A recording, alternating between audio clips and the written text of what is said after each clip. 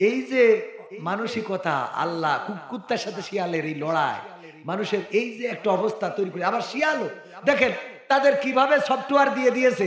ওরা কোনোদিন বলে না যে আমরা দিনের বেলায় ঘুরে বেড়াবো, তোরা কিছু বলতে পারবি না। বলে?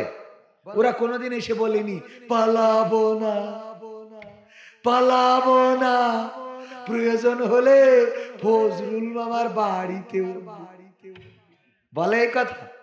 না, বলে না। শিয়াল ও জানে যে আমার রাত্রি ছাড়া বেরোনো হবে না। ওরা কিন্তু অটোমেটিক, ওরা অটোমেটিক, ও জন্মগত ভাবে আল্লাহ ওদের সফটওয়্যার সেট করে দিয়েছে যে তুই দিনের আলোতে যেন খবরদার গ্রামে বেরোবি না। ওর ওর আরেকজন যে বুঝাইয়েছে বলেন, আমার মামা যে বলিল শিয়ালের যে খবরদার যেন বেরোস নি, পাবনার লোকগুলো ভালো না, মারবে তো মারবে, আবার পাগলা কারে তো ভর্তি হতে পারে, বলেছে কেউ? বলে না। অথচ ও শিয়ালই জানে। ও আচ্ছা, ও মানলাম যে শিয়াল না হয় বয়স হয়ে গেছে তাই ওর বুদ্ধি বেশি।